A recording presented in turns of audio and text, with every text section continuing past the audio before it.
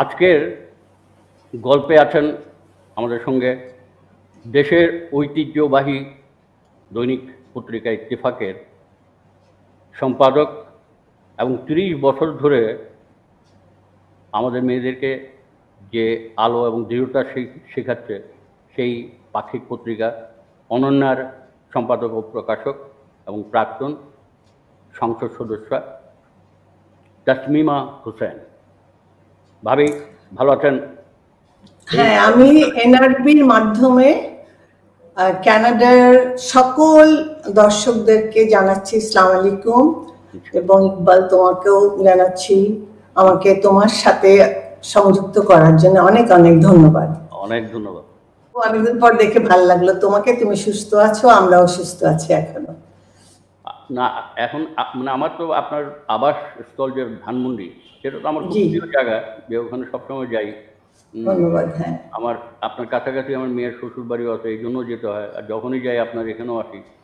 তো ধানমন্ডিটা ভালো থাকুক সেই আশা করি।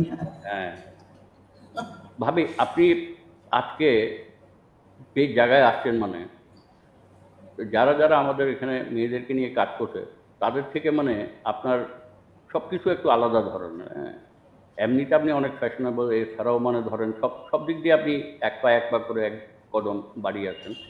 আপনার এই যে চমৎকার জায়গায় অবস্থান, এটার জন্য একটা ফাউন্ডেশন দরকার হয়। এটা মানে ধরেন মা বাবা, তারপর পরিবার, এরাই করেন। আবার আমি একটুখানি ঘেটে জানলাম যে আপনার আসলে এই শাহজাদি বেগম বলে একজন ছিলেন, আমি জানি না উনি কে।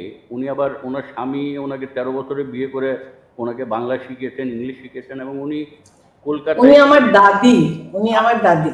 আপনার দাদি? মাই গুডনেস, তাহলে তো আপনার ডিএনএ এই জিনিসটা অনেক আগে থেকে আছে।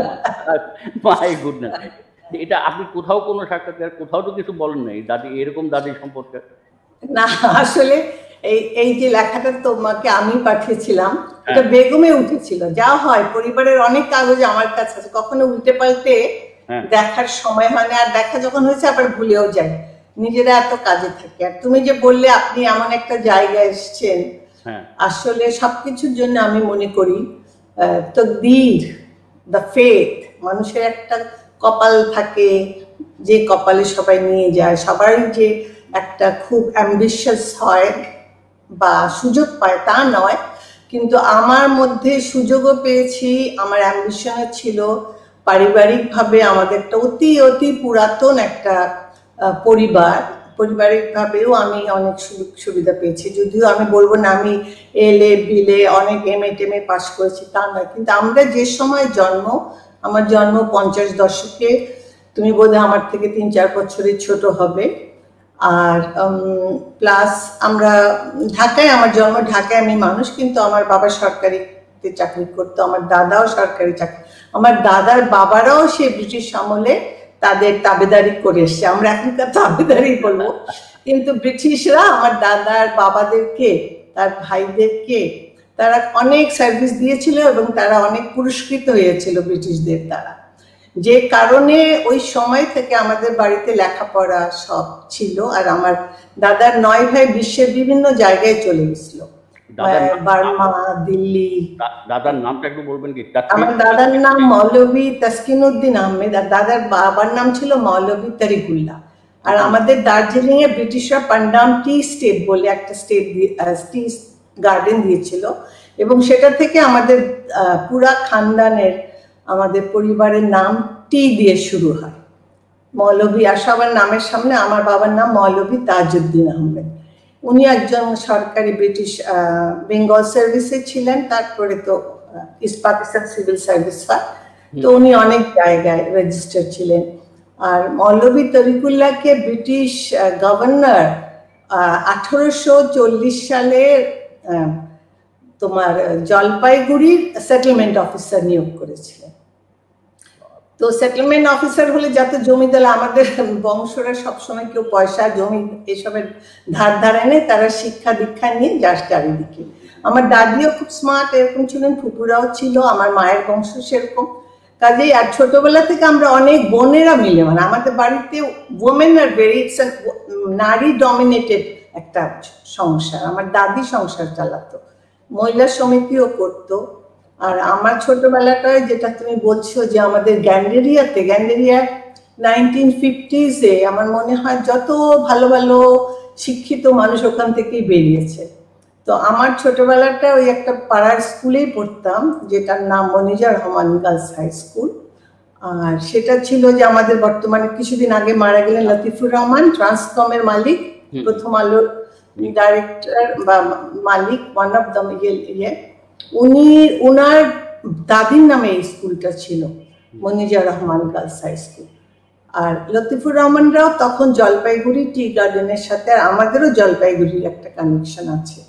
তো গ্যান্ডারিয়াতে ওনারা ছিলেন। আমার হেডমিস্ট্রেস, আমি বাসন্তী গুহ ঠাকুরতাকে আমার হেডমিস্ট্রেস হিসাবে, প্রধান শিক্ষয়িত্রী হিসাবে পেয়েছি।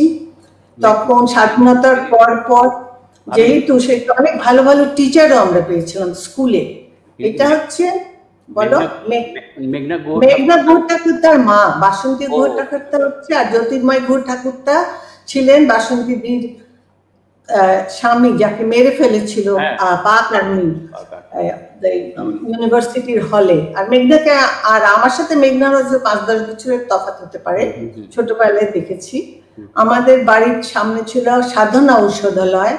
তুমি জানো কিনা সাধনা ঔষধালয়ের মালিক যোগেশ চন্দ্র বসুকেও আর্মিরা বেনেট দিয়ে মেরেছিল, অনেক বয়স ছিল।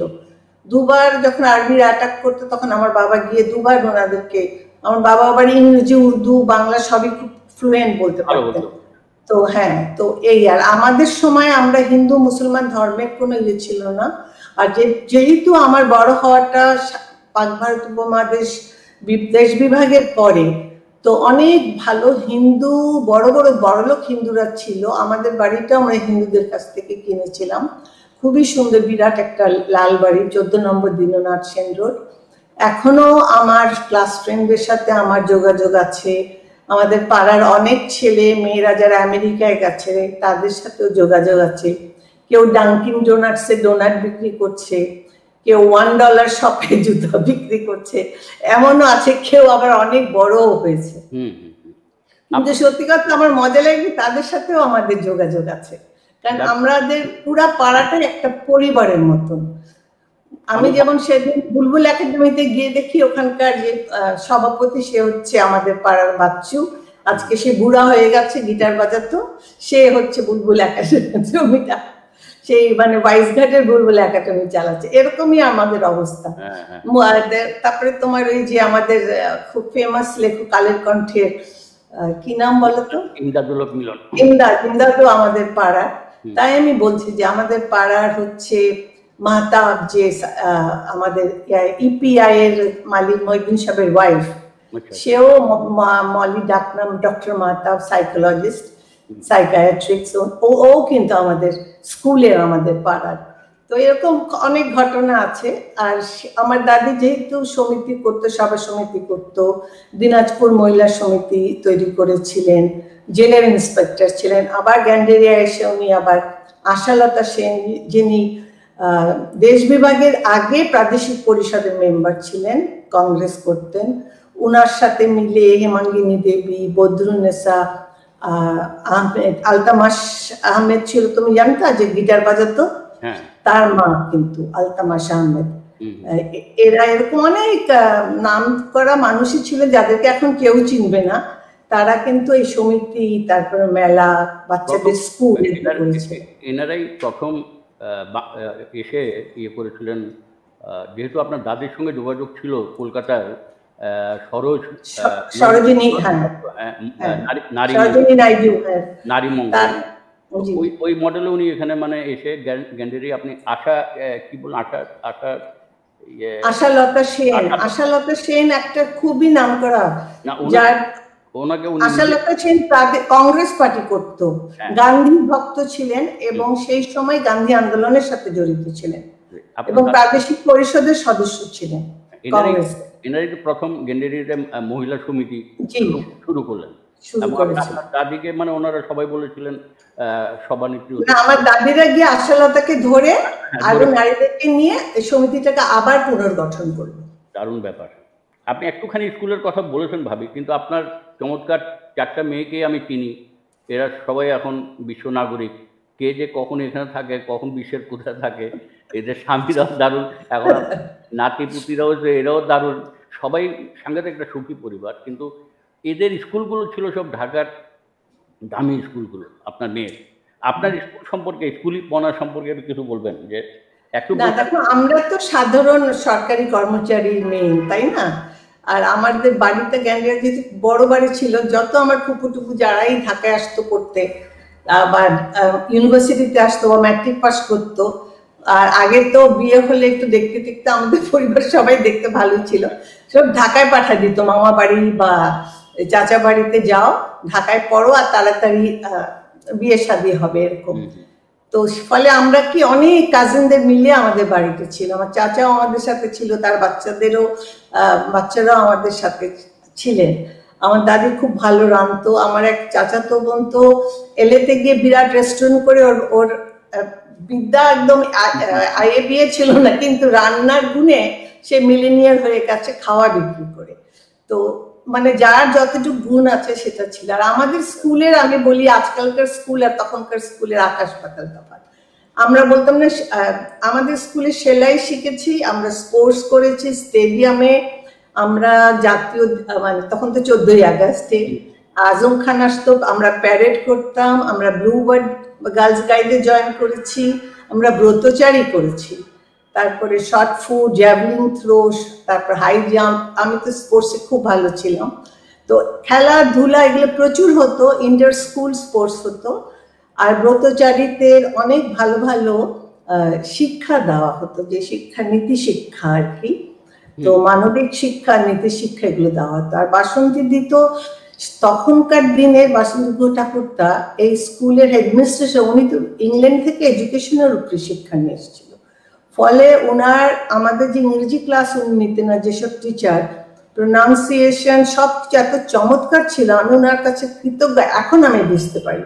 তুমি আমাকে একদিন প্রশ্ন, আপনি বয়সকালে ল পড়তে গেলেন কেন বলেছিলেন, তো আমি বললাম যে আমি তখন পড়েছি 50s-এ ওই স্কুলে, তারপরে হলিক্রস কলেজে, তারপরে ঢাকা বিশ্ববিদ্যালয়ে পড়তে পড়তেই তো আমার বেশ প্রসিদ্ধ একটি পরিবারের সাথে বৈবাহিক সূত্রে, যে কারণে আমি ইত্তেফাকের আজকে সম্পাদক হতে পেরেছি বা অনন্যাও করতে পেরেছি। তো আমি যখন এই বয়সকালে লতে ভর্তি হলাম, তখন আমি বুঝলাম যে বাংলাদেশের শিক্ষার অবস্থা খুবই খারাপ। সেটা 2009-এ।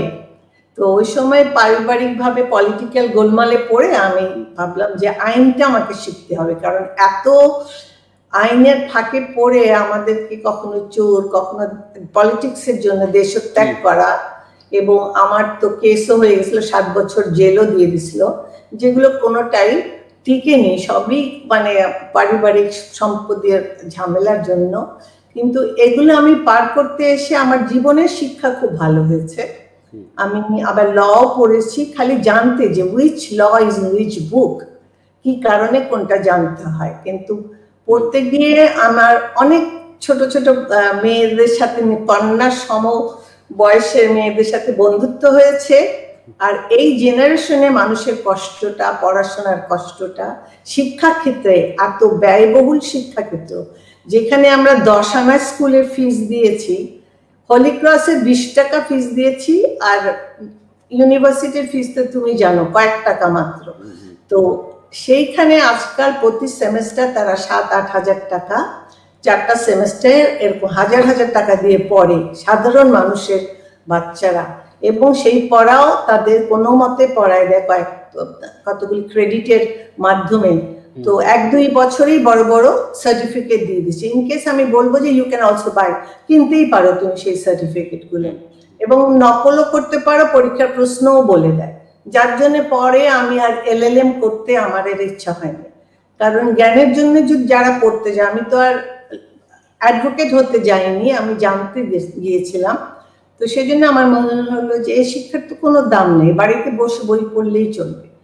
আর অনন্য বের করা মানে খবরের কাগজের বাড়িতে বিয়ে হওয়া ইত্তেফাকের সাথে, আর মঞ্জু সম্পাদক হয়েছিল 1972 এর পরে, তার কাগজে কাজ করত, আর তারপরে আবার রাজনীতিতে গেল। তো এই সব কিছুরই একটা, আবার আমরা অনেক ভ্রমণও করেছি, as an editor of Ittefaq, ওর সাথেও আমি গেছি। তারপরে এমনিও আমি আমার বাচ্চাদের, তুমি বললে আমার স্কুলের সাথে আমার বাচ্চাদের যে আমি বিদেশি স্কুলে পড়ালাম, আমি দেখলাম যে এডুকেশনের মধ্যে আমেরিকান স্কুল ঢাকায় ছিল, খুব কম বাঙালি যেত। আমি বললাম যে আমার বাচ্চাদের they should be the children of the world, মানে আমাদের মতন খালি, কারণ ভাষাটা খুব ইম্পর্টেন্ট, আর বাংলা ওরা শিখে নিতে পারবে, এটা কোনো ব্যাপারই না। যারা ফ্রেঞ্চ স্প্যানিশ সব শিখতে পারে, তবে বাংলা শিখবে না কেন? তো বাংলা বলতে পারবে, হয়তো ফ্লুয়েন্সি অতটা সাহিত্য পড়তে পারবে না, কিন্তু আমার ইংরেজি শেখা হোলি ক্রস থেকে আমার মেয়েদের সাথে কথা বলে বলে। আর আমার মেয়েদের আমেরিকান স্কুলে দিয়ে যেটা হয়েছে, তারা সব দিকেই চৌকুশ হয়েছে আর কি, এইটা আমি বলবো। এবং বাইরে ইউনিভার্সিটিতেও চান্স পেয়েছে, পড়েছে, এবং সেইভাবে যে যার প্রফেশনে। কিন্তু ভিতর থেকে একটা কিছু না আসলে তুমি যাই করো না কেন, ভিতর থেকে শিক্ষাটা হচ্ছে পারিবারিক শিক্ষা, এবং তুমি নিজেকে কিভাবে শিক্ষিত করো, এই আর কি। যেমন আশাপূর্ণা দেবী যে লেখিকা ছিলেন, উনি কিন্তু স্কুলে যান না, ঘরের হোম স্কুলিং থেকে উনি এত বই লিখেছেন। কাজে আমি মনে করি শিক্ষা ইজ তোমার নিজস্ব জিনিস, তুমি একটু ধরিয়ে দেয়। আর তুমি যেমন গল্প লেখো, তুমি কি গল্প লেখা ক্রিয়েটিভ রাইটিং ক্লাস নিয়েছিলে? নিশ্চয়ই না। তাহলে তোমার সেই ক্রিয়েটিভিটিটা তোমার ভিতরেই ছিল। আর আমাকে অনেকে বলেন যে আপনি এরকম বই কাগজ করলেন কি করে। আমি করেছিলাম কারণ আমার মনে হয়েছিল আমি একটা কাগজের সাথে যুক্ত হয়েছিলাম, সেখানে আমি একটা ধোঁকা খেয়েছিলাম, বুঝেছো, আমাকে একজন ব্যবহার করেছিল।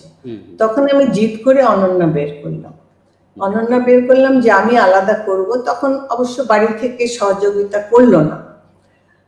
আমার মঞ্জু বলল যে, আমার যে হাজবেন্ড বলল কি যে তুমি পয়সা নষ্ট করবে, যেটা হয়, কারণ বেসিক্যালি ও খুব ওপেন মাইন্ডেড হলেও কনজারভেটিভ, কারণ বউকে কেউ হাতছাড়া করতে চায় না। আমার মনে হয় বাঙালি স্বামীদের এটাই সমস্যা, যে ভাবে যে আবার স্মার্ট হয়ে গেল, হাতছাড়া না হয়েছে। তো ও আমাকে একটু চিকল দিয়ে ধরে রাখতো। তা আমি তো আবার একটু বললাম না, আমরা নারী প্রধান ফ্যামিলি থেকে এসেছি, আমার সব বোনরাই আমরা নিজেরা নিজের মতো। আপনার ওই বললাম না ডিএনএ তে আছে, আপনার তো ডিএনএ তে কিছুটা আছে। তিনি মহিলা সমিতি করেছেন এখানে দাদি, আপনি তো করবেনই। মানে আপনাকে ওই ইয়ের কথা যে বললেন না আপনি, মানে গ্যান্ডেরিয়ার কথা, গ্যান্ডেরিয়া আমারও খুব ইয়ে হচ্ছে কি, আমি ঢাকায় প্রথম এসে, আপনি 14 নম্বর বললেন, আমি 21 নম্বর দীননাথ সেন রোডে কোনায় বাড়িটা, ওইখানে বন্ধু বিনমন বাড়ি, ওনার ছেলে বন্ধু ছিলাম, ওইখানে এসে আশ্রয় নিয়েছিলাম। ওইখান থেকে আমি হেঁটে, বঙ্গবন্ধু যখন হত্যা করা হলো, ওখান থেকে হেঁটে হেঁটে একদম ট্যাঙ্কের সামনে দিয়ে গিয়ে রাহাত ভাইয়ের বাসায়, মানে সেগুনবাগিচা গিয়েছিলাম। রাহাত ভাই আমাকে আবার ওইসব তোফাইলের কাছে পাঠিয়েছিলেন। এখনো প্রায় যাই ওইখানে। আমার শিল্পী বন্ধু লাইলা শারমিন এবং তার স্বামী জিয়াউল করিম, ওই এখনো থাকে ওরা ওখানে। দারুণ জায়গা। গ্যান্ডেরিয়ার কথা এই জন্য বললাম যে গ্যান্ডেরিয়া গেলে আমাকে একটা ঐতিহ্যবাহী পাড়া মানে, হ্যাঁ, যেমন এখন আর সেরকম নাই। আমি বেশ গত 2 বছর আগে ফরাসগঞ্জে গেছিলাম, ফরাসগঞ্জ দিয়ে গ্যান্ডেরিয়ায়। তো আর আমি ঢুকিনি, আমি গাড়ি ঘুরায় ফেলছি। আমি বলছি না, আমার সেই স্মৃতিটাই থাক। হ্যাঁ, এত ময়লা ভেঙে গেছে সূত্রাপুর বাজার। আর জানি না যারা সেই সময়ের পুরনো ঢাকায় গেছে, তারা যে ফরাসগঞ্জে নদীর পাড়ের বাড়িগুলো যে কি ছিল, যেগুলো এখন আড়ত হয়ে গেছে, সবজির আড়ত হয়ে গেছে। আর সেই বাড়িগুলোর দেওয়াল আর ইট আর মোজাইকের কাজ যদি তুমি দেখো, আমি 2-3টা বাড়িতে ভিতরে ঢুকে ঢুকে, এক একটা ঘরে এক একটা পরিবার থাকে, আর উঠানে ওরা সব গরু বেঁধে রেখেছে। তাই আমার মনে হয় যে আমাদের দেশের ঐতিহ্য, পুরনো বিল্ডিংগুলি, আর্কিটেকচার মানে অদ্ভুত সুন্দর ছিল। সেটা এখন গুলশান হয়েছে, কিন্তু মানে কংক্রিট জঙ্গল যাকে বলে আর কি, এরকম হয়ে গেছে। আরেকটা জিনিস জানতে ইচ্ছা করে, এটা আপনি কিছু যদি মনে না করেন বলতে পারি আর কি ভাবি, কেন আপনি এখনই দেখতে মানে যেরকম সুন্দর আছেন, তো আপনার সেই স্কুল বেলা, বালিকা বেলায় যখন আপনার আলো তখনকার সময়কার প্রভাবিত করেছিল চারিদিকে। তখন তো আর ফেসবুক ছিল না, ইয়ে ছিল না, আপনার কিছুই ছিল না। হ্যাঁ, তখন এই সময় মানে যারা কিছুটা আপনাকে পছন্দ কিছু করতো, তারা কিভাবে, মানে আপনার তখন সময়টা কিরকম ছিল, মানে আসলে তোমরা পুরুষরা যেভাবে চিন্তা করো, আমি নারী হয়ে কখনো সেরকম ওই ধরনের কোনো চিন্তা আমার মাথায় আসেনি। আমি বললাম না, আমি একটা টম্বয়ের মতন ছিলাম, খুব দুষ্ট ছিলাম। আমি সাইকেল চালাতাম, আমার ভাইয়ের ভেসপা কিনছিল সেটা চালাতাম, সেটাকে আমি প্রথম নতুন ভেসপা এনে রেখেছিল আমাদের উঠানে। আমি এসেই চাবিটা নিয়ে ওটাকে স্টার্ট দিয়ে সোজা আমি সিঁড়ির উপরে উঠে গেছিলাম, আর সেজন্য ওর কাছ থেকে অনেক পিটুনি খেতে হয়েছে। আমি সাইকেল চালায় চালায় সারা গ্যান্ডেরিয়া ঘুরে বেড়াতাম। আমার বাবা গাড়ি কিনেছিল বোধহয় 68-এ, তখন আমি সেই গাড়ি নিয়ে এক সপ্তাহের মধ্যে গাড়ি থাম্বার ল্যাম্পপোস্টের সাথে লাগিয়ে দিয়েছিলাম।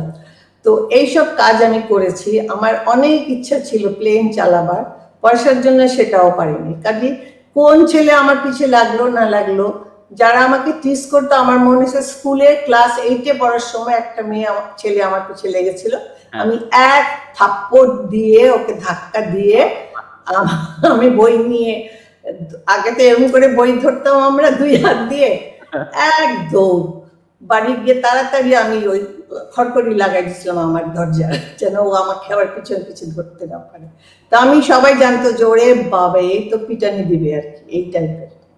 আর আমার পাড়ার ছেলেরা আমার বন্ধুই হয়ে গেছিল। কাজেই আমার হাজবেন্ড যেমন আমাকে বলে যে আমাদের বাড়িতে সবচেয়ে বড় মাস্তান তোমার মা। তো তো আমি আর কি আগেও যা করতাম ওইরকম করতাম। আর অন্য বোনরা এসব জানলা দিয়ে প্রেম করলে তাদেরকে আমি চটকান মারতাম, আর এই আর কি।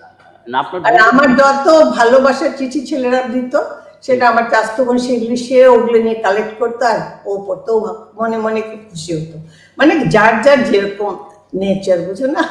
আমি খুব গল্প বই পড়তাম, ক্রিকেটও খেলতাম, পাড়ার নাটক করে বেড়াতাম আর মজা করে বেড়াতাম, এই আর কি। আপনার কিছুক্ষণ আগে বললেন আপনি যে একটা ধোঁকা খেয়ে আপনার মধ্যে জেদ চেপেছিল পত্রিকার অনন্যা বের করে, কিন্তু ওই সময় কিন্তু খুবই প্রভাবিত, মানে নাম করা পত্রিকা ছিল প্রথম প্রাচীন বেগম, এরপরে ললনা, দুটো ছিল। মানে এসব কোনো কিছু প্রভাবিত হয়েছিলেন কিনা আপনি? দেখো, বেগম নিয়ে একটা পত্রিকা আমরা ছোটবেলা থেকে দেখেছি, আর বেগমের যে নূরজাহান বেগম, নাসিরুদ্দিন সাহেবের যে কন্যা নূরজাহান বেগম, ওনারা যখন কলকাতায় ছিলেন, যখন সুফিয়া কামালি সেই সময় আমার ফুফাতো বোন ছিল লায়লা সামাদা, তারা কলকাতায় মানুষ। লায়লা সামাদ 1952-তে ক্যালকাটা ইউনিভার্সিটি থেকে প্রথম মুসলিম বাঙালি নারী যে গোল্ড মেডেল পেয়েছিল, এবং উনি সেই নূরজাহান বেগমের সাথে ওই কাগজে জড়িত ছিলেন, কাজ করেছিলেন। সুফিয়া খালাম্মা যতদিন বেঁচে ছিল আমাদের পরিবার কিন্তু খুব ভালো করে উনি জানতো, আমাকেও খুব ভালো করে জানতো। তারপর তো আমি আবার মানিক মিয়ার ইত্তেফাকের ঘরে আমার বৈবাহিক সূত্রে সম্পর্ক হলো, সেজন্য উনি আমাকে স্নেহই করতেন। আর আমার ফুপুরাও ওই পরিবারের সাথে উঠা বসা করতো। আমার 2টা ফুপু কলকাতায় ছিল সে সময়। তো ওই দিক থেকে বেগম আমরা, আর তাছাড়া আমার মা বোনরা খুব গল্পের বই পড়তো। আর বেগম আমাদের বাড়িতে একটাই ম্যাগাজিন 50, 60, 70 দশকে। তো বেগমের মাধ্যমে আমি মকবুলা মঞ্জুর, রাবেয়া খাতুন, তখনকার লেখিকাদের দেখেছি, জবিতা খানম, এদের কথা পড়েছি। বেগমের যে ছবি বেরোতো না লেখিকাদের, সেটা একটা আমার জন্য অনেক বড় অনুপ্রেরণার কারণ হচ্ছিল যে কোনো মেয়ের জন্য। আমার অভ্যাস ছিল বড় বড়, যেরকম ইন্দিরা গান্ধীকে যখন প্রথম প্রধানমন্ত্রী হলেন বা উনি ক্যাবিনেটে আসলে 65 ওয়ার, নেহেরুজির সাথে ইন্দিরা গান্ধী ঘুরে বেড়াতো, আমি কিন্তু ওই ছবিগুলো কেটে রাখতাম। তারপরে আরেকটা আমার আইডিয়াল ছিল, সেটা হচ্ছে তোমার কি বলে, জয়পুরের মহারানী, নামটা ভুলে গেলাম, মহারানী যিনি, এখন বয়স হয়েছে তো ভুলেও যায়। তো ওই মহারানীর লাইফ আমি পড়ছিলাম, প্রিন্সেস টেল। তো উনি ছিলেন কুচবিহারের, জলপাইগুড়ি। তো আমি বাবাদের কাছে ওদের কথা শুনেছি। পরে ওনার বিয়ে হলো, ওনার মায়ের বিয়ে হলো বরোদার রাজকুমারের সাথে, আর তার বিয়ে হলো জয়পুরের মহারাজার সাথে। তো উনি মেম্বার অফ পার্লামেন্টও হয়েছিলেন। পরে তো ওই বাড়িটা হোটেল বানিয়ে ফেললো ওবেরয়রা। তারপরে সেখানে উনি একটা আলাদা বাড়িতে ছিলেন। আমি একবার ইন্ডিয়া গিয়ে তার সাথে দেখা করারও চেষ্টা করেছিলাম। ইন্দিরা গান্ধী তাকে অনেক রাজনৈতিক ভাবে, এইসব গল্প আমি কিন্তু তখন থেকে পড়তাম। আমার খুব এই পলিটিক্যাল ফ্যামিলি কেন আমি জানি না, কিন্তু আমার জানতে ইচ্ছা করতো। তো এই আর আমার তো ছোটবেলায় এত সিনেমা দেখতাম না, তখনকার দিনে রূপমহলে তখন ইন্ডিয়ান সিনেমা আসতো, ইংরেজি সিনেমা আসতো, নাজ, গুলিস্তান, রূপমহল, নিশাত, তোমার মনে আছে কিনা জানি না। আর রিক্সা ছিল, নবপুরের ভিতর দিয়ে আমরা আসতাম।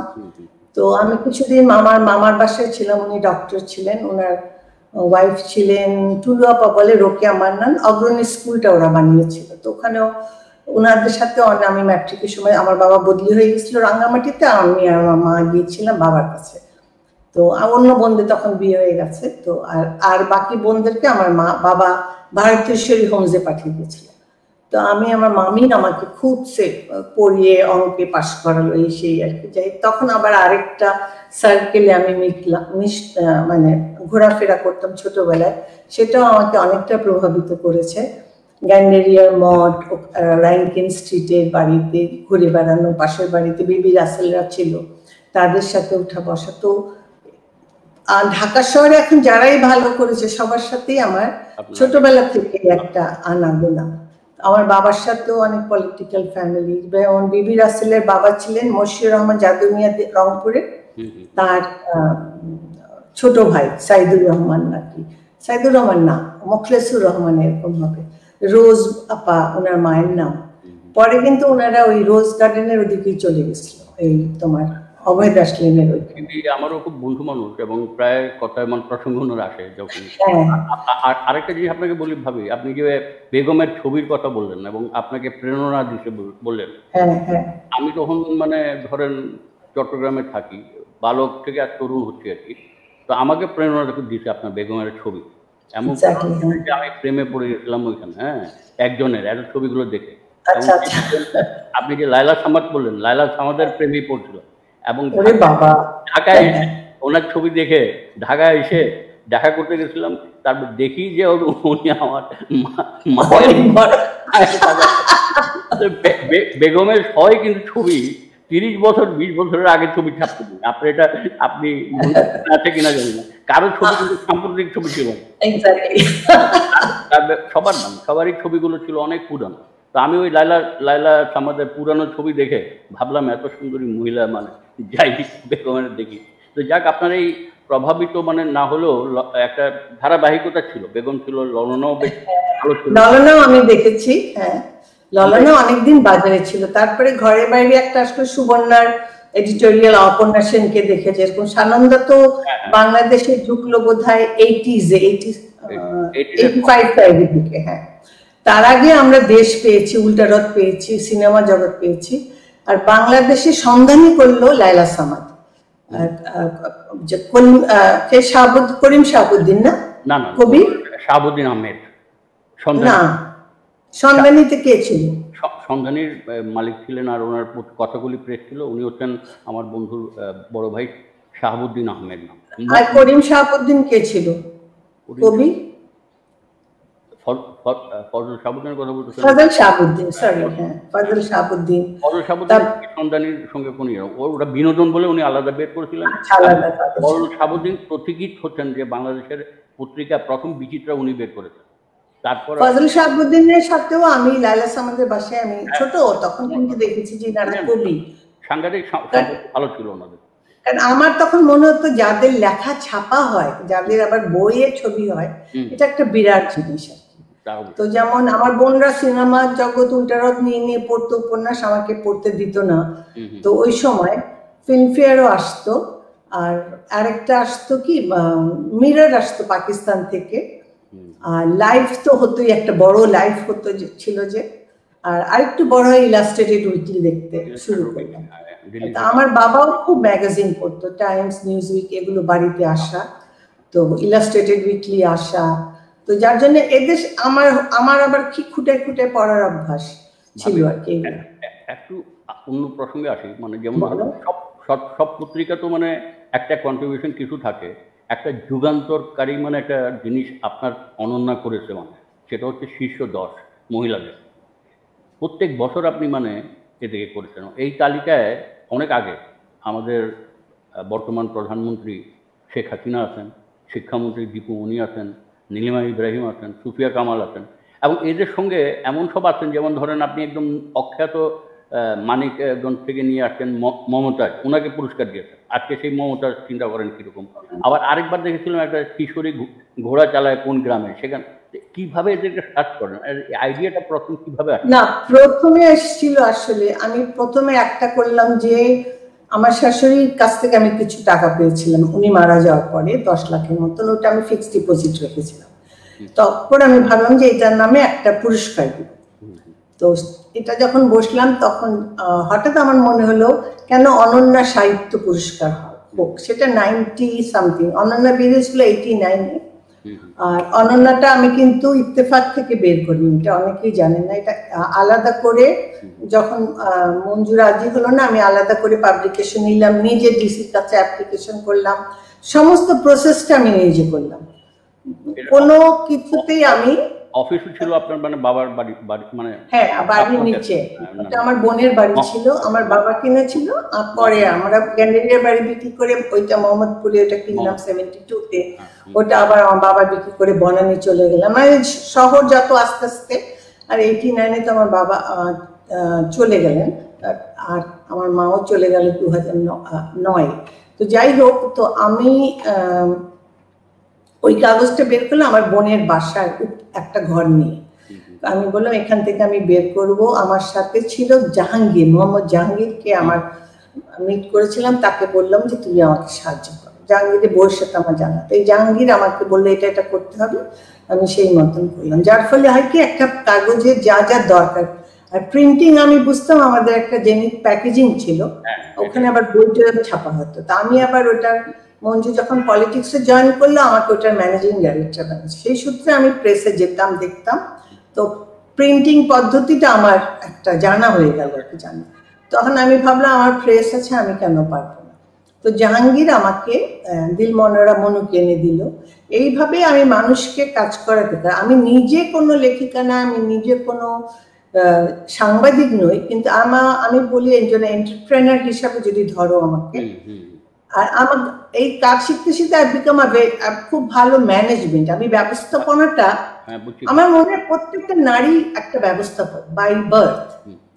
এই যে আমি নারীদের জন্য কেন করলাম, এখন যখন অনেক নারীদের বই পড়ি, আমার দাদি যে সময় জন্ম 1890, আমি দেখলাম বেগম রোকেয়ার জন্ম বোধহয় 1880-র দিকে। আর সেই সময়েরই জন্ম কিন্তু বেগম নওয়াবজাদা ফাইজুন্নেসা, আমি মুসলিম বাঙালিদের কথা বলছি, যিনি কুমিল্লা থেকে ছিল, একমাত্র প্রথম শিক্ষিত মানুষ। তো এদের কথা আনিসুজ্জামান স্যারের বইতেও পড়েছি। তারপরে নিশাত আমিন একটা বই লিখেছে, বাঙালি মুসলিম বাঙালির আধুনিকায়ন। তো আমি দেখলাম আমার দাদিরা ওই সময়ের মানুষ। আর সুলতানাজ ড্রিমও 1900 কত সালে বেরিয়েছে।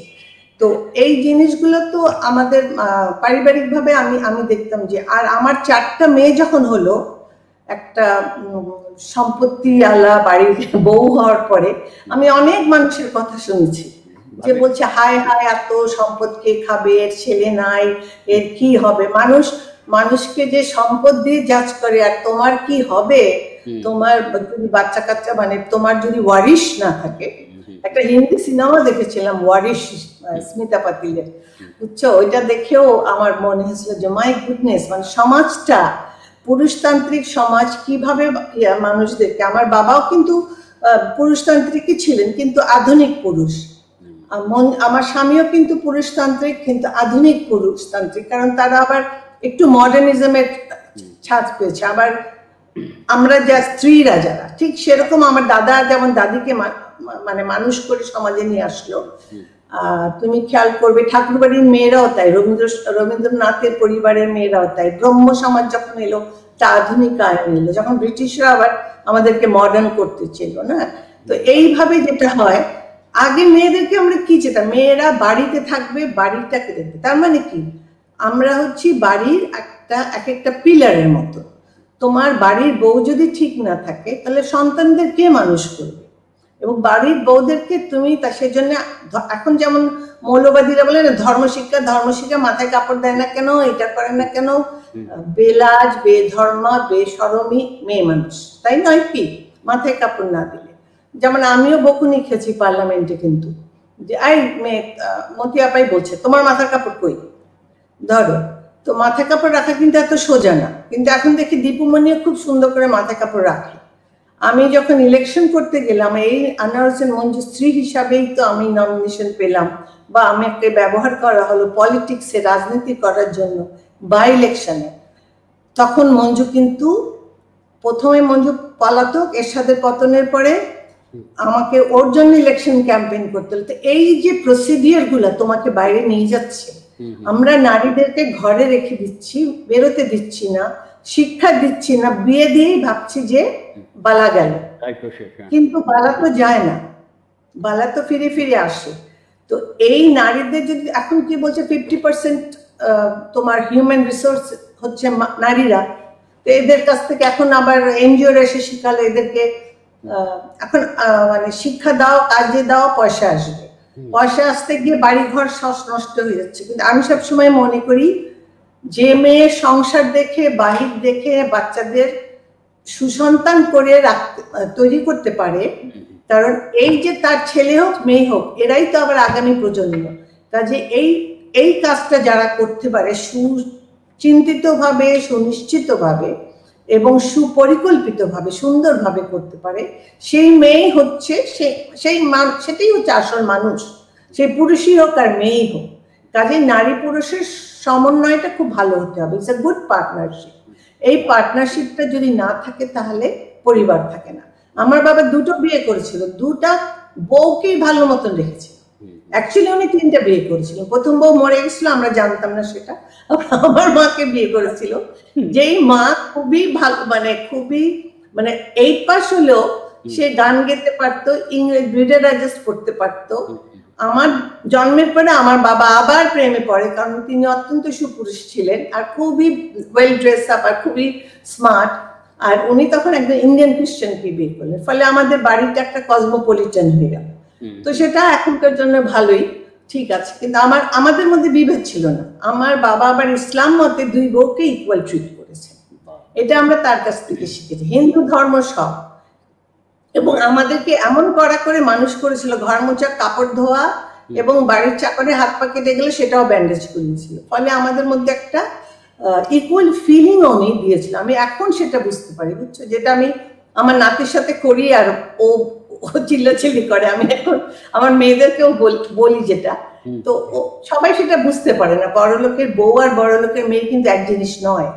আমরা সাধারণ ঘর থেকে এসে বড় লোকের বউ হয়েছি এবং সেটাকে ঠিক মতন করে ইউটিলাইজ করে। এই ব্যাপারে আমি অবশ্যই নিজেকে গর্ব করে বলবো যে আমি আমার স্বামীর সম্পদের সদ্ব্যবহার করেছি। সেটা যদি তুমি সেভাবে বলো।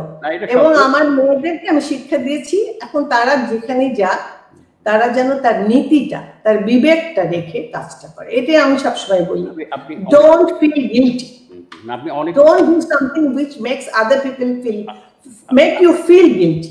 এটা হলো বড়। আপনি শুরু করেছিলেন কিন্তু শীর্ষ 10-এর ব্যাপারে। শীর্ষ 10 তাসলিমা নাসরিনের মাথাটা যখন হাবিবুর রহমান, পীর হাবিবুর রহমান বলে সিলেটের একজন ব্যক্তি তাসলিমার কল্লার দাম ঠিক করলো তার লেখালেখির জন্য। তাসলিমা কিন্তু অনন্যা কলম লিখতো 1991-এ। তো সেই সময় আমি বললাম যে দেখেছো, আমার সাথে তখন ফারুক ফয়সাল কাজ করতো। তো আমি বললাম, ফারুক, একটা নারীর মাথার মূল্য যদি 40,000 হয়, তার মানে women are actually very valuable, নারী কিন্তু অনেক মূল্যবান। কাজে চলো আমরা এখন থেকে অনন্যা শীর্ষ 10 না, ওমেন অফ দ্য ইয়ার করি। যেরকম Newsweek man of the year করতো, নিউজউইক কিন্তু কখনো woman of the human of the ইয়ারও করে নাই, ম্যান অফ দ্য ইয়ার করতো অনেক আগে, তোমার মনে আছে কি? তো আমি সেরকমই বলেছিলাম। তো এটা করতে করতে হঠাৎ আবার আমার মনে হলো যে না, একলা একলা তসলিমাকে দিলে আবার মৌলবাদীদের ঝামেলা হতে পারে। তখন আমি বললাম যে তখন তো আবার 90s-এর দিকে প্রথম স্যাটেলাইট আসলো, CNN আসলো এসব বাংলাদেশে। তো স্যাটেলাইটে একটা ইন্ডিয়ান চ্যানেল ছিল, ফিলিপস টপ 10। তো আমরা বললাম চলো অনন্যা টপ 10 করি, 10টা নারীকে তাদের নিজস্ব ক্ষেত্রে। 10টা নারী সে সময়, ইট ওয়াজ ইন 92-তে সাহিত্য পুরস্কার, 93-তে অনন্যা শীর্ষ 10 হলো। তখন 10টা পাওয়া খুবই মুশকিল ছিল। 10 জন নারীকে আমরা তখন তসলিমাকে দিলাম, আর একজন জাজকে দিলাম, জিনা তারা প্রথম জজ ছিলেন, সিগমা হুদাকে দিলাম, আর একটা চিকিৎসককে দিয়েছিলাম, হার্ট স্পেশালিস্ট। আর আমার এত মনে নাই, আমার মনে আছে এটা গুলশানের একটা রেস্টুরেন্টে দিয়েছিলাম। এমনকি আমরা তখন একটা ক্রেস্টও বানাতে পারিনি, বুঝছো, খালি খাওয়ায় একটা ঘোষণা দিয়ে একটা কাগজে ছোট নিউজ। তারপরে আস্তে আস্তে করে সেটা এখন 250 জন এসছে। আর যেহেতু আমার অনেক এখন এতদিনে মানে অনন্যার তো বয়স 32 বছর, তুমি 30 বলেছো, তা আসলে 32 বছর। এই 32 বছরে এখন অনেকেই আমাকে সবাই সহযোগিতা করে। এক তো আমার নেটওয়ার্কিং খুব ভালো, আমি নানা রকম এনজিওর সাথে আছি এত বছরে, আর তারা আমাকে সাহায্য করে। আর এটা আমরা জাজ করি সবাই মিলে, আমার লোকরা যে যেখানে পায় খবরের কাগজে উঠে যাদেরই কথা আমরা সেগুলি লিখে ফেলি। এখন এরকম হয়েছে যে গ্রাম থেকে অনেকে আমাকে আবার ফোন করে, আমার রিপোর্টাররা, আমার যে ডিস্ট্রিক্ট রিপ্রেজেন্টেটিভরা আছে, মফস্বলের রিপোর্টার, তারাও বলে ভাবি এর কথাটা একটু দেখেন। তুমি যেমন আমাকে ভাবি বলো, তো মঞ্জুর বদলেতেই তো আমার পরিচয়, সেজন্য ভাবি। আর যারা আমাকে আগে থেকে চিনে তারা আমাকে আপা বলে। আর আজকে ফর্মাল ইন্টারভিউতে তুমি আমার নামটা একবারও মুখ দিয়ে বললেন না, ভাবি ভাবি বলে, এটা আমার খুব অবজেকশন আছে। আপনি বোধহয় আপনার ওই বললেন না একটু বয়স মানে মেমোরি হয়ে যাচ্ছে, আমি প্রথমেই কিন্তু তাসমিমা হোসেন বলছি, মানে প্রথম আমার মনে আছে, কিন্তু সারাক্ষণ ভাবি, সবাই এটা করে, এটা আমি অপোজ করি। এখন আপনি এমনকি আমার যখন প্রোগ্রাম হচ্ছে সেখানেও সবাই আপু ভাবি ভাইজান এইভাবে আমরা সম্বোধন করি, এটা আই অপোজ, নাম ধরে বলা উচিত। আমার হচ্ছে কি এটা ক্যাজুয়াল প্রোগ্রাম, তো এখানে আমার যেমন মনির ভাই আসছিলেন, ওনাকে মনির ভাই ডাকি, আমি আবার একটু নার্ভাস হয়ে যাই অত বেশি। আচ্ছা ঠিক আছে, ওকে, এটা আমি বললাম, এটা জনগণের কাছে আমার বার্তাটা বলতে হবে। আপনি তো ভাগ্যিস ঠেকাইছেন, নাহলে তো আপনাকে তো আমি ডাকি টিপ ভাবে, সেটা অন্তত বলি নাই। মানে তো যাই হোক, এইভাবেই অনন্য শিষ্য দাস এবং শিষ্য দাস আজকে একটা জায়গায় চলে গেছে। কিন্তু এখন আমার প্রশ্ন হচ্ছে, করোনাকালে আমি এই গত বছরের শিষ্য দাস কিভাবে দিব এবছর, আমরা সেটা নিয়ে খুবই চিন্তায় আছি। এখন আমার শিষ্য দাস আছে যারা শলা নিয়ে কাজ করে, একটা সাঁওতাল মেয়ে আমার শিষ্য দাস, গত 16তে যাকে দিয়েছিলাম নাদিরা বেগম, যে MA পাস ছিল, একটা হিজড়া মেয়ে, 3rd জেন্ডারের, যে রংপুর ইউনিভার্সিটি থেকে ইংরেজিতে MA পাস করেছিল, সে একটা স্কুল চালায়। সেই মেয়েটা এই করোনার মাঝখানে গত মার্চে সে টাঙ্গাইলে একটা এনজিওর কাজ করতে গিয়ে তাকে খুন হয়েছে, সে মারা গেছে। তুমি যদি দেখতে, এই যে শিষ্যদোষ পাওয়া মেয়েগুলা, 3rd জেন্ডারের মেয়ে, সে কতটা প্রতিভাবান আর কতটা এডুকেটেড, তার উচ্চারণ যদি তুমি শুনতে, নর্থ বেঙ্গলের মেয়ে। তো এইভাবে আমরা কত ভালো ভালো মেয়ে পেয়েছি, নারীদের পেয়েছি, যে আজকে আমার অনন্য শিষ্যদাস দিতে আমার মাঝে মাঝে মুশকিল। অনেকে আমার কাছে এসে রিকোয়েস্ট করে যে প্লিজ তুমি আমাকে একটু পুরস্কার দাও, আমি এই কাজ করেছি ওই কাজ করেছি। আমাকে কিন্তু লজ্জায় মাঝে মাঝে কোনো দাওয়াতে গেলে হাত ধরে আমাকে বলে যে তোমাকে কি চাও, তোমাকে আমি দিব। তো এই জন্য এই জায়গাটা আমি কিন্তু খুব শিওর হয়ে কোন রকম নেপোটিজমের বাইরে গিয়ে আমি কাজ, এটা ঠিকই বলেছেন আপনি। না হলে এখানে মানে ধরেন মমতাজ যখন আজকে এত বিখ্যাত, আপনার এই পুরস্কারটার পরেই তার মানে ফ্লারিশটা হয়েছে, মানে অনেকটা। মমতাজ তো আমাকে চিনবেও না এখন, কিন্তু তখন যখন স্টেজে উঠেছিল সে বলেছিল এরকম ভদ্র পরিবেশে আমি কোনোদিনও আসিনি। আর মমতাজকে চুজ করা যখন দিলমনারা মনু আমাকে ওর নামটা বললো যে 150টা ক্যাসেট, তখন তো সিডি ছিল না, তখন তো ক্যাসেট এর বের হয়, ওর বাবার সাথে সমস্ত ঘাটে ঘাটে ঘুরে ঘুরে গান করে। ও সাধারণ মানুষের কাছে অত্যন্ত জনপ্রিয়, গান শুনলাম এবং তখন আমরা ওকে তুলে আনলাম স্টেজে। তো সে যে কি খুশি হয়েছিল যে আমাকে এইরকম ঢাকায় ডেকে এনে কেউ পুরস্কার দিবে, আমি ভাবি না। কিন্তু মমতাজ তারপরে আর সে পিছনে ফিরেও তাকায় না, এখন তো সে সত্যিকারের অনেক কাজও করে এলাকায়, আর গানও গায়, মানুষ তাকে অনেক রকম। আজকাল তো ফেসবুক আর এই যে 2010-এর পর আমরা এত বেশি এক্সপোজড, কে ভালো কে মন্দ বোঝা যায় না, কে সত্য কে আসল তাও বোঝা যায় না। এখন তো তিনি সংসদ সদস্য হয়ে গেছেন, এখন অনেকে হাসে, মানে আপনার সামনে বললাম যে মানে অনেকে হেসে বলে যে সংসদ একটা ডেকোরেশন পিস হয়ে গেছে, যাদেরকে মনোনীত নারী কোটায় করা হয় আর কি। মেয়েদের। এটা এই কথাটা আসলে এখন কম বলে, আগে বলতো ওই যে যেটা ছিল আমাদের কি যেন নাম শফিক রহমানের যাই যাই দিন বলেছিল 30 সেট এরশাদের আমলে, তখন কিছুটা ছিল। এখনো আমাদের বর্তমান প্রধানমন্ত্রী আমি দেখেছি কিছু কিছু মানুষকে এটাকে পুরস্কার হিসাবে দেয়, কারণ এতগুলি কনস্টিটিউয়েন্সি তো মেয়েদেরকে দিয়ে ইলেকশন করে আনা যায় না। এটাকে আবার নারী উন্নয়নের দিক থেকে অ্যাফার্মেটিভ অ্যাকশন, ইতিবাচক প্রোগ্রাম বলে, যে একটা ওদেরকে একটা চান্স দেওয়া হোক যে তারা আস্তে আস্তে করে আসুক। আমাদের সময় যেমন ছিল জিনাত এরশাদের গার্লফ্রেন্ড হিসেবে, জিনাত কি জানি নাম, মোশাররফ, হ্যাঁ, তারপরে আবার অনেক মানে যোগ্য নারী হিসেবে রাবেয়া ভূঁইয়া, ব্যারিস্টার রাবেয়া ভূঁইয়াও ছিল, উনি মন্ত্রীও ছিল এরশাদের ক্যাবিনেটের। আমি অনেক যোগ্য এখন সিলেক্টেড আসন থেকে যেরকম শিরিন আক্তার আছে জাসদের, ও তো একটা কেপেবল, অনেক কেপেবল একটা নারী, ও কর্মজীবী নারীও করে। আবার কিছু অজানা মানুষ, তার স্বামী মরে গেছে তাকে সিটটা দিয়ে দিল, এরকমও আছে। তো যখন একটা বড় দল চালাতে হয়, তার স্বভাব যে তার প্রেসিডেন্ট হয় তাকে অনেক কিছু বিবেচনা করে আবার কিছুটা ফেভারিটিজমও করতে হয় আর কি, সেই জন্য এগুলো রাখা। তবে এই আর কি, এটাই আমি বলবো যে সেটার মধ্যে কোনো, আমি কোনোদিন আমাকে বললে আমি হব না, কারণ আমি ইলেকশন করে দেখেছি, আমি দেখেছি, আমার মজা লেগেছে, আমি এনজয় করেছি, আমার গ্রামের লোকদের সাথে মিশতে আমার খুবই ভালো লাগে।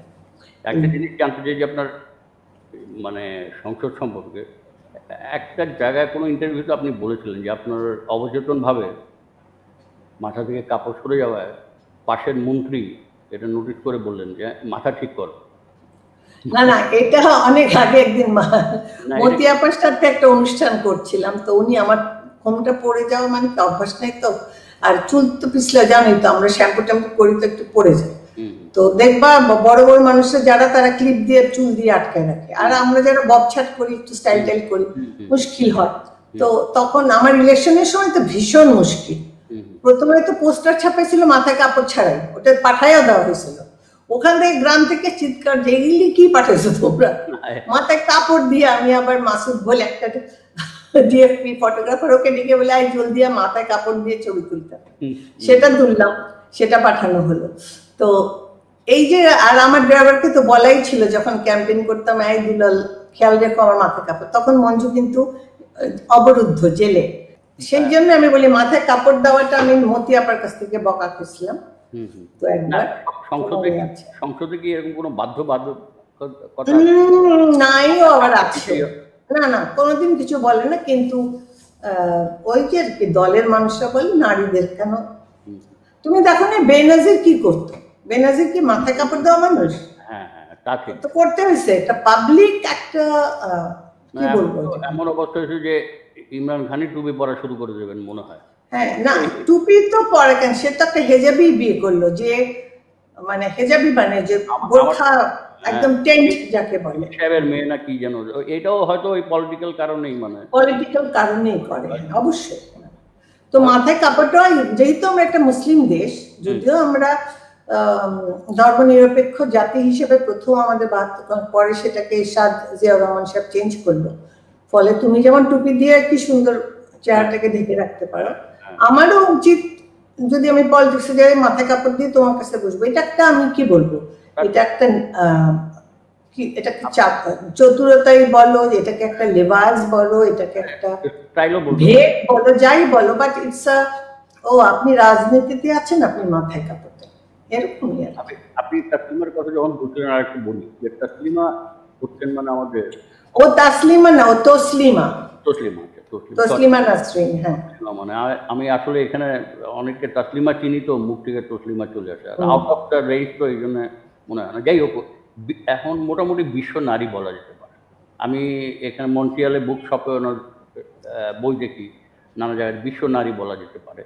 এইরকম একজন মানুষ, উনি ভালো, উনি খারাপ, উনি বিতর্কিত, যাই হোক, কিন্তু ওনার থেকে নিজের জন্মভূমি, নিজের দেশকে কেড়ে নেওয়া তো ঠিক না, মানে এটাতে মানে কি আমার, তুমি যে কথাটা বলতে চাচ্ছ আমি তোমার প্রশ্ন বুঝতে পেরেছি, সেটা শুধু জন্মভূমি বাংলাদেশের ব্যাপারে নয়, বাংলাদেশের কিছু পলিটিক্যাল ঝামেলা আছে, পলিটিক্স যারা করে তাদেরকে সেগুলোকে ম্যানেজ করতে, না করলেও চলে কিন্তু করতেও হয়, কারণ আমরা তো কি জানি হেফাজতের সময় 2000 কত ছিল সেটা 4 ছিল না, না না এই 12টার দিকে বোধহয়, যে হেফাজত না তখন তো খালেদাও ছিল জেলে যায়নি, তো তখন হয়তো দেখেছি কিভাবে হেফাজত তার সব মাদ্রাসার ছেলে দিয়ে বাংলা ঢাকাটাকে ক্যাপচার করতে চেয়েছিল।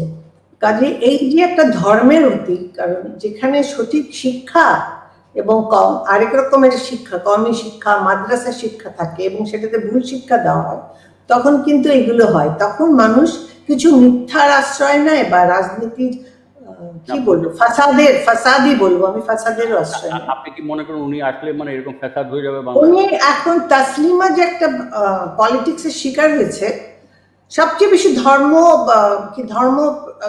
ধর্মীয় মানুষ কিন্তু আমেরিকানরা, তুমি যদি দেখো রিপাবলিকানরা, মানে সব পলিসি ওয়াইজ। আর তুমি ট্রাম্পকে দেখো বা বুশের সময় আমাদের সমস্ত ফ্যামিলি প্ল্যানিং এর সমস্ত এইডস বুশ বন্ধ করে দিয়েছিল, রিপাবলিকানরা ছিল। তো আমি খেয়াল করলে যদি একটু পড়াশোনা করে দেখবো যে আমেরিকানরা, আমাদের আমেরিকা একটা অ্যাম্বাসেডার এসেছিল, উনি ইমামদের ট্রেনিং দিছিল, প্রত্যেক ইফতারে ইমামদের দাওয়াত করতো আমাদের, আমরা তখন কাগজের এডিটর হিসেবেও সেখানে গেছি। তো ওরা এই ধর্মীয় ভাবটাকে রাখতে চায়, দে ইউজ ইট, মানে মানুষকে কি বলবো মোটিভেট করার জন্য। রিলিজিয়ন ইজ অলওয়েজ, কিন্তু আমাদের ইসলামটা সত্যিকার ইসলাম যদি বলো অন্য দেশেও, তাহলে তো দেখবে যে মজার কথা, এখানে আমি একটু বলবো রাজনীতিতে ঢোকার পর আমি একটু দেখি যে বাংলাদেশ হলো কেমন, পাকিস্তান হলো কেন, on the basis of religion, তাই নয় কি? কিন্তু তারপরে এটা টিকলো না কেন? কারণ at the basis of religion কোনোদিন একটা 2-3 রকমের জাতি একসাথে হতে পারে, তার কালচার সব আগে চলে আসে, ভাষা আগে চলে আসে। তো তখন রিলিজিয়নটা তো ছিল না। বাংলাদেশ যখন হলো, কিসের জন্য হলো? ভাষার জন্য। আমার ভাষা, আমার খাওয়া, আমি ওদের থেকে আলাদা। না হলে আরব দেশের 13টা দেশ কেন? আরবি তো ওরা সবাই মুসলমান, ওরা সবাই আরবি বলে, তাহলে ওরা 13টা আলাদা আলাদা দেশ কেন? তাহলে ওই সময় যে দেশ বিভাগ করলো, তখন তো কথা ছিল পশ্চিমবঙ্গ আমাদের সাথে হবে, আসামও আমাদের সাথে হবে, কিন্তু ওই গোলমালটা জিন্না বা মাউন্টব্যাটেন কিছু একটা করেছিল, যে ইসলাম আমাদের এতটুকু একটা দেশ, 56,000 বর্গমাইল একটা দেশকে খালি ধর্মের ভিত্তিতে নিয়ে গেল, ওদের সাথে আমাদের কোনোই সামঞ্জস্য ছিল না। কাজে ধর্মটাকে নিয়ে কতভাবে কত সময় খেলেছে, সেই 1946-47 থেকে, তাই না? আমরা যদি গান্ধীজির বা আগের ইতিহাস দেখি, পাক ভারত উপমা যখন একটা ছিল, এক খণ্ড ছিল, সেটাকে সলিল চৌধুরীর লেখা না কার আমি জানি না, তেলের শিশি ভাঙলো বলে কুকুর পরে রাগ করো, তোমরা যে ভাই বুড়ো খোকা ভারত ভেঙে ভাগ করো তার। তো ছোটবেলায় আমার মা এটা গেতো। তো আমরা তো অনেক রকম পরিবেশ থেকে এসেছি, পাকিস্তান দেখেছি, বাংলাদেশে স্বাধীনতার যুদ্ধ দেখেছি, বঙ্গবন্ধুকে একদম কাছের থেকে দেখেছি। আর মানে বঙ্গবন্ধু আমাকে মঞ্জুর বউ হিসাবে আংটি পরিয়ে এই বাড়িতে গ্রহণ করেছে। কাজে এটা আমি খুব গর্বের সাথে বলি যে বাংলাদেশ যদি আজকে স্বাধীন না হতো, তোমার সাথে আমি জুমে এইভাবে কথাও বলতে পারতাম। আর শেখ হাসিনা যে আমাদের প্রধানমন্ত্রী না হতো, নারীরা এতটা স্বাধীনতা পেত না, এটা আমি বলবার। তসলিমা নাসরিনের ব্যাপারটা, তসলিমার কে নিয়ে কোনো নারী নেত্রী পর্যন্ত কথা বলে না, কিন্তু তসলিমা যে কথাগুলি বলেছিল ঠিকই বলেছিল, কিন্তু ধর্মে নিয়ে যে কথাগুলি বলেছিল, কিছু কিছু কথা আছে জোরে বলিতে হয় না, যার জন্য পশ্চিমবঙ্গ তাকে জায়গা দেয়নি। ওকে নিয়ে খেলেছিল প্রথমে পেন পেলস ক্লাব। আমি সাংবাদিক হিসাবে অনেক ওর কাগজপত্র দেখেছিলাম, অনেক ফটোগ্রাফার আমাকে ওর সাথে ছবি তুলতে গিয়ে দেখেছিল। তখন আমার মনে হয়েছিল পেন পেল ক্লাব কিন্তু ওকে উস্কানি দিয়ে, ওকে দিয়ে একটা গেম, আমেরিকানরা একটা গেম খেলতে চেয়েছিল, তার ফাঁদেও পড়েছিল, না হলে ও এতটা ওপেন হওয়ার সাহস রাখতো না। যেমন তুমি খেয়াল করেছিল তখনকার ইয়েতে সে স্মোক করতো, ড্রিঙ্ক করতে, এগুলো ওপেনলি দেখাতো, মানে ছবি তুলে তুলে পরে। তখনও যদিও এত স্মার্টফোন ছিল না, কিন্তু কিছু কিছু টিভি তো ছিল 91-2 এর পরে, তো বা ম্যাগাজিনে ইন্টারভিউতে, কিন্তু ওগুলো দরকার ছিল না। ফলে ওকে দেশ ছাড়তে তো হলোই, পশ্চিমবঙ্গ ছাড়তে হলো। তুমি দেখো, খালি কোনো একজন বড় রাজনীতিকের জন্য দিল্লি এখন ওনাকে রেখেছে।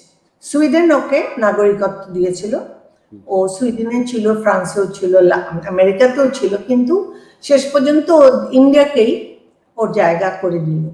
ওকে বাড়িও দিয়েছিল, ওকে গার্ডও। আমি ওর সাথে দিল্লিতেও দেখা করেছিলাম। ওর অনেক কষ্টে আছে, লেখালেখি করে, বই লেখে, কিন্তু ও ওর জায়গায় অটল আছে। আর এমন কিছু কিছু মানুষেরও প্রয়োজন আছে আমি মনে করি, এবং তাকে প্রশংসা করার আমার কোনোই বাধা লাগে না।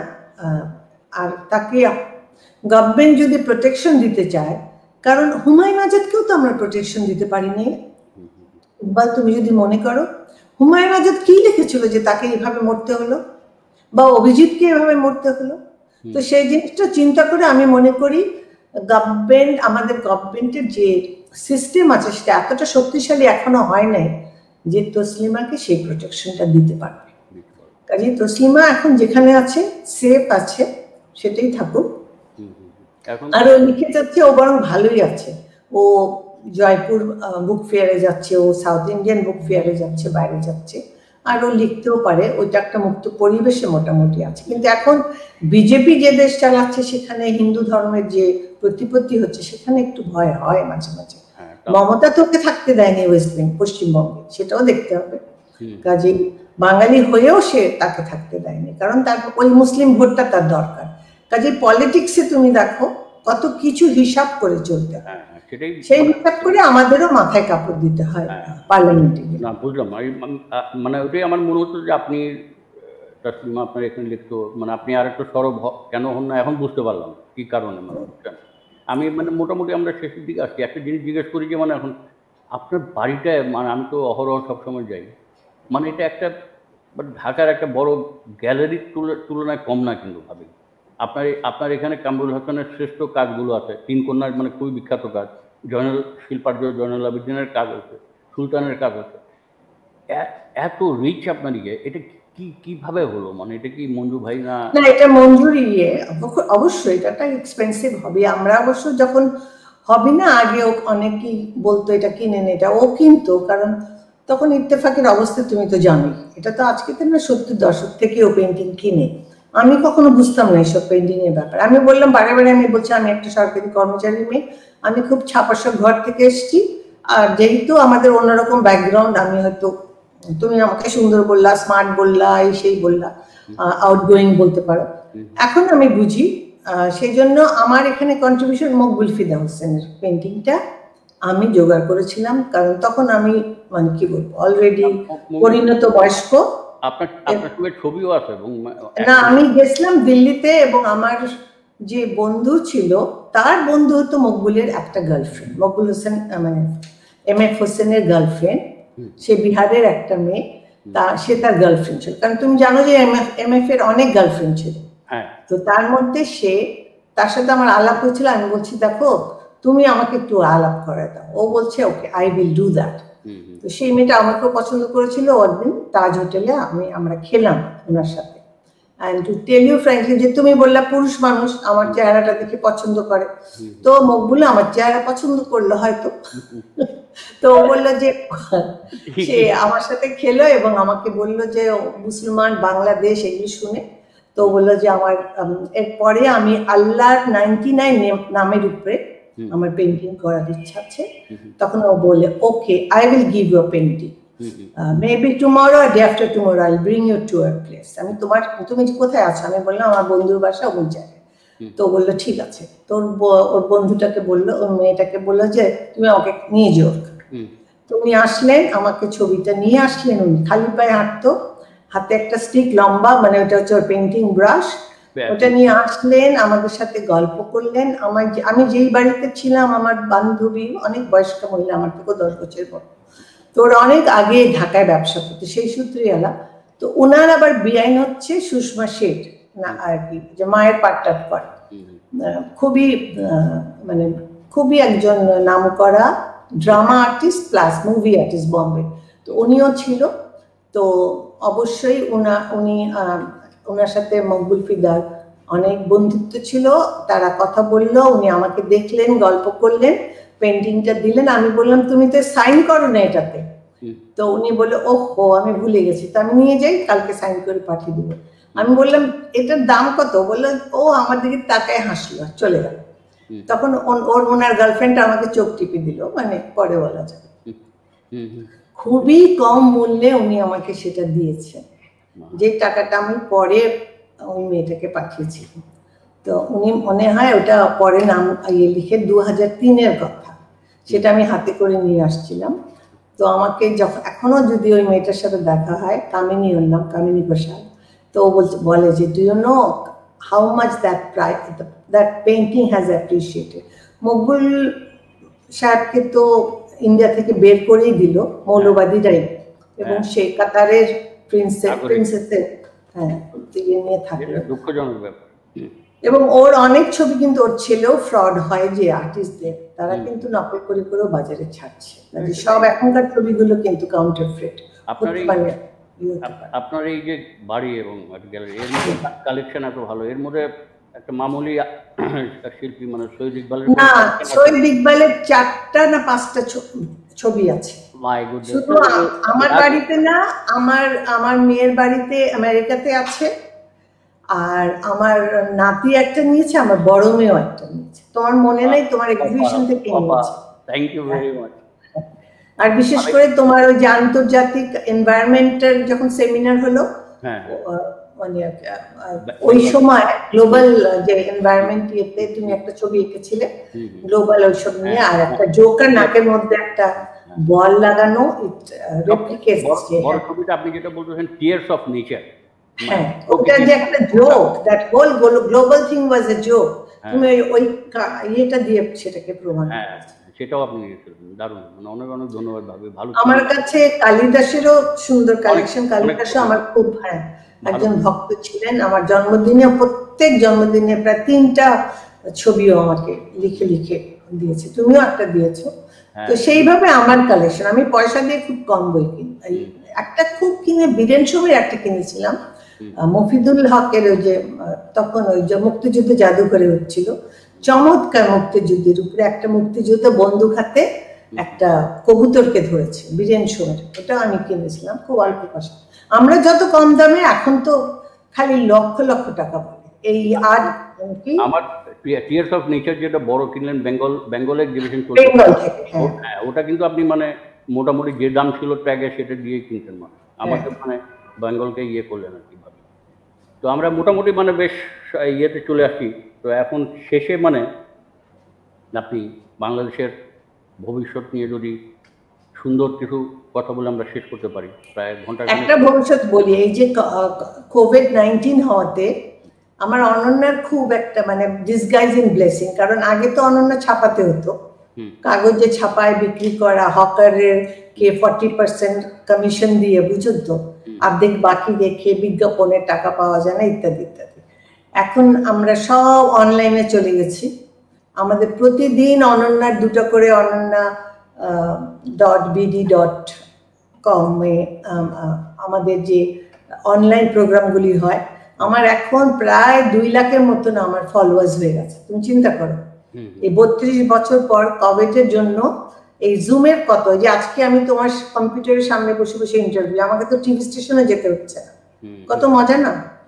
পারিশ্রমিকটা অবশ্য পাচ্ছি না, আগে যেমন 1500-2000 টাকা বাংলাদেশে দেয়, গাড়ি করে 1 ঘন্টা আগে যেতে হয়, বসে থাকতে হয়, মুখের মধ্যে ময়লা বাবু দিয়ে পাউডার মেকআপ করে দেয়, সেগুলি সহ্য টহ্য করে আর 2টা কথাও বলতে দেয় না। আর এখন তো আরামসে আমরা জুমে অনলাইন করছি, অনলাইনে কাগজ বের করছি, আর খরচ কমে গেছে, বেশি মানুষের কাছে পৌঁছাতে পারছি সেটা। আর সেজন্য আমি দেশের কথা বললাম, এই শেখ হাসিনা যে ডিজিটাল বাংলাদেশ বা এগুলোকে মানুষের দুয়ারে এনে দিয়েছে, সেজন্য ধন্যবাদ জানাই। উনি জান প্রাণ দিয়ে চেষ্টা করছে মানুষকে ভালো রাখার, উন্নয়ন করার, কিন্তু আমরা এই দেশের মানুষরা এত খারাপ হয়ে গেছি, আমরা এত বেশি এক্সপোজ টু চিটিংবাজি, মানুষের সম্পত্তি দখল, সরকারের সম্পদের অপচয় করা এবং দেশকে ছোট করছি। সেজন্য আমার মনে খুব দুঃখ লাগে যে শিক্ষা, যে নীতি নিয়ে আমরা 50, 60, 70 দশকে মানুষ হয়েছি, যে বঙ্গবন্ধুকে আমরা দেখেছি, সেই বঙ্গবন্ধুর তৈরি দল অন্যরা in the name of Awami League, সবাই তারা আওয়ামী লীগের নয়, তারা একরকমের জামাতের মুখোশধারী বলবো, আওয়ামী লীগের তকমা লাগায় আওয়ামী লীগকে হেয় করছে। আপনি ভাবে এখন আপনি এই যে কোভিডের কথা বললেন, সারা পৃথিবীতে প্রস্তুত হয়ে যাচ্ছে, কোনো এমন একটা দেশ নাই যে এখন এর মধ্যে মানে আপনি লুটতরাজ করা কিংবা ভাওতাবাদে দিয়ে মানুষকে ঠকান। এই যে আমার কষ্ট লাগে আজকে, এই কথাটা খুব কষ্ট থেকে দেখো, এই যে কোভিডের টেস্ট করে, ভুল টেস্ট করে, যে রিজেন বলে একটা কোম্পানি, এই যে ইতালিয়ানগুলি আমাদের যে মানব সম্পদ দিয়ে যে আমাদের এত টাকা বিদেশ থেকে আসে, সেই মানুষগুলোর পেটে যে লাথিটা মারলো তার পয়সার জন্য, এটার জন্য আমার মনে হয়, অথচ সে কি বললো সবাইকে, সে আওয়ামী লীগের কি কি কি ইত্যাদি ইত্যাদি, এবং সে টকশোতেও আসে। এই যে আমরা মানুষকে জাজ করি না, আমাদের তো এখন এনআইডি হয়েছে, আমাদের একটা আইডি হচ্ছে, সেটাতে দেখে মানুষকে গুগল করা উচিত, করে তাকে জাজ করা উচিত যে কে সত্যিকার মানুষ, কার কেস আছে কি নাই।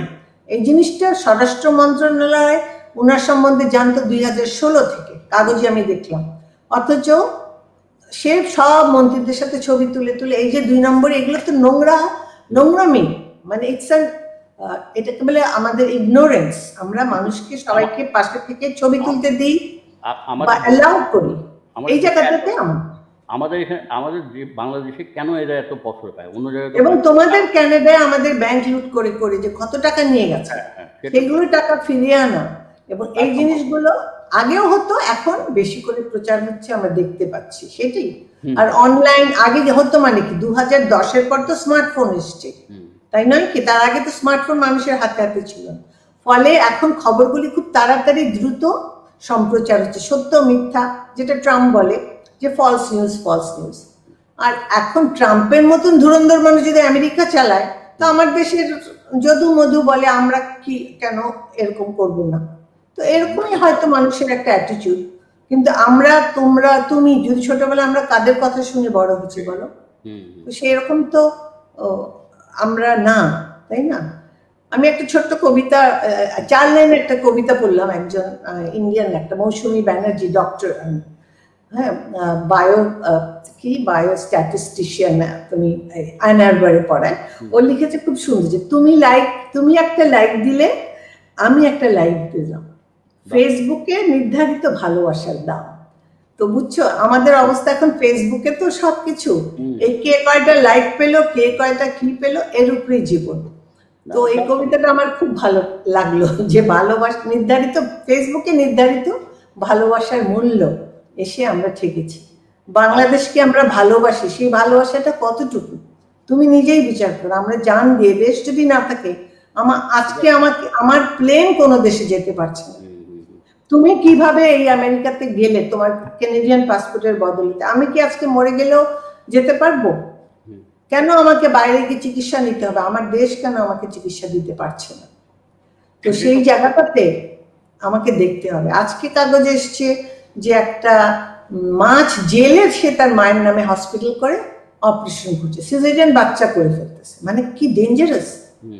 কমিউনিটি বলে একটা জিনিস আছে, কমিউনিটির লোকরাও তো দেখতে পারে, তাকে ধরতে পারে, তো সেই জিনিসটা কোথায় গেল? আপনার সংসদ সদস্য আপনি ছিলেন, এখন একজন সংসদ সদস্য যে কুয়েতে যেভাবে করেছেন, গত 15 বছর ধরে উনি খালি ওখানে 26,000 না 30,000 মানুষ নিয়ে গেছে, এবং ওদেরকে পেলে ওদেরকে কৃতদাসের মতো করে ওখানে রেখে। সেখানে সংসদ সদস্যের যতটা দোষ, ওখানকার রাষ্ট্রদূতেরও ততটা দোষ। হ্যাঁ, রাষ্ট্রদূত এবং প্রশাসনের, পুরো প্রশাসনেরও ততটা দোষ। তাদেরও ব্যাংক অ্যাকাউন্ট, তাদেরও সবকিছু দেখতে হবে। হ্যাঁ, এখন তো ওরা বেশিরভাগ ওরাই ধরা পড়তেছে, দেখা গেল ওখানে ইমিগ্রেশন মিনিস্টার।